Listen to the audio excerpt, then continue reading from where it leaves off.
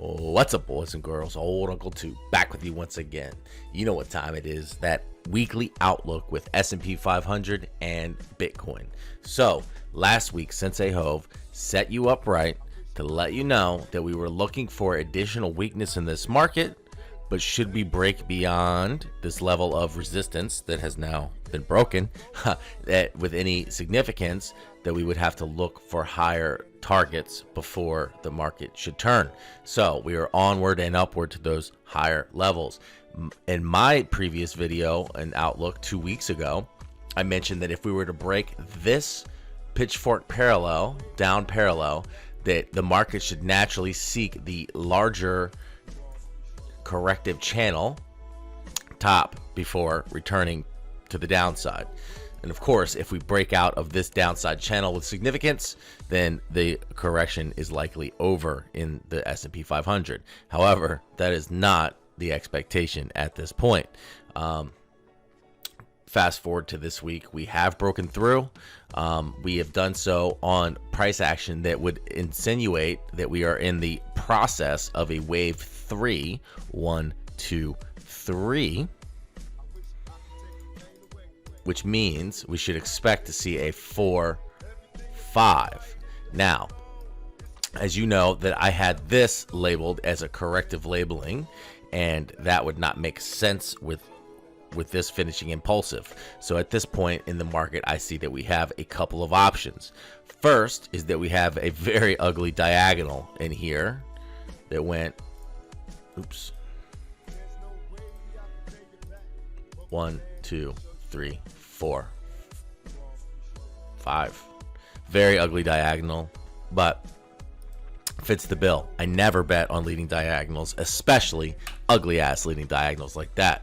So we would not have had that on, let's say, the probable options that we were displaying for you, if that doesn't turn out to be the case. The other option, another option that we would have, is that we are underway in a triple zigzag. Now, that would be usually pretty crazy because they're not that common at all, but we are in the midst of one at the larger degree. So when the market is being as fractal as it is, it's not often that you see it behave similarly on lower degrees as well as in higher degrees. And in that scenario, it would look like this: A, B, C, W, X, A, B, C, Y, X, A, B, C, Z. So the market could turn here is the second option without continuing on. So this is option 2. Absolutely could be the case. I do believe that it's more likely where this would be the diagonal than that. However, cannot feel strongly about either one at this point, which that one, just to show the labels, would be A, B, and C with the motive labels as shown previously.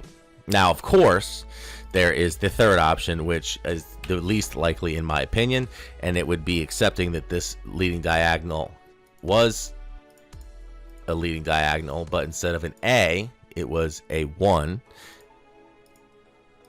and we are in the midst of a giant impulse. 1, 2, 3, 4, 5. So really, the way this is shaping out, it would still end up looking like that zigzag before retracing and then breaking out. But let's just say that wave 3 would be breaking out of that downward channel as we spoke and going off to new highs there. So that one, keep it in the back pocket, would be great, but it's just unlikely at the moment. This is typical bear market action. A little bit of good news, everybody overreacts. We get these sucker rallies, these short squeezes that will quickly then be faded, and I think that we'll probably open the week on some weakness, some sideways, maybe one more death knell before on divergence up here before we really turn it over and come back down. And again, I wouldn't be surprised to test this outer parallel. So let's go ahead and get into Bitcoin. Okay, so if Sensei Hove set you up nicely with all the different scenarios you needed to be aware of on the ES last week, he set you up perfectly for Bitcoin because it has followed exactly his primary expectation. This week during trading, we did get a bit of a sneaky C wave. 1, 2, 3, 4, 5 that finished this corrective move to the upside in a bit of a funky way. So when we were looking for shorts on weakness out of breaking this motive channel, we were not necessarily sure. Let's just say primary expectation was not that we would zip straight down. Now, of course, this is not standard environments, but of course, we also know that we don't care about news in TA, right? Okay. Anyhow, everything that he laid out for you last week has been underway, and as he had mentioned, we've been targeting the 14 to 13 range for the bottom of this Bitcoin correction for some time, and nothing that has happened since last week's update or my update the week before that has changed any of that. Again, we're agnostic to news here. I have been laying out two different scenarios for you in the way that this final actionary leg to end the Bitcoin correction would play out. And those two options were either an ending diagonal, something like this, just drawn for the way it would look, or an impulsive wave. And of course, it's not meant to be perfect.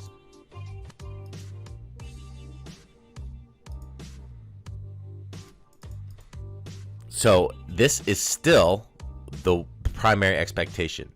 An ending diagonal is preferred for an Elliott Wave trader for many reasons. We'll get into that should it play out in the future.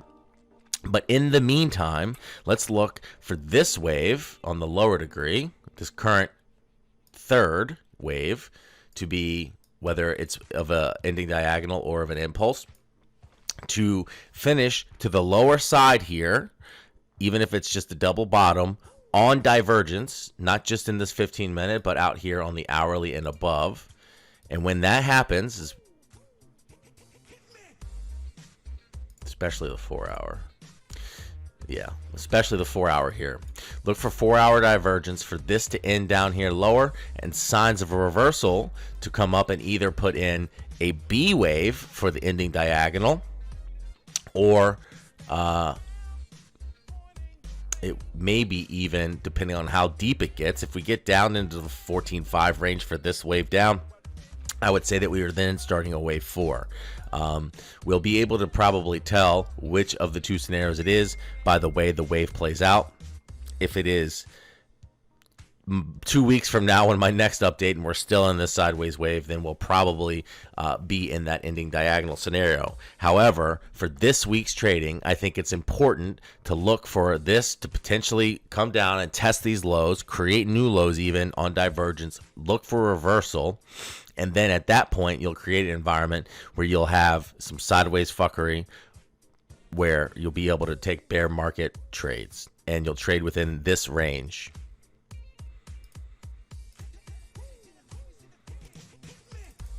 And remember, if you're taking a 3C trade to the upside, assume C. Assume against the trend. Anything up is against the trend. Be very careful and do not, I repeat, do not hold really anything too long in this environment.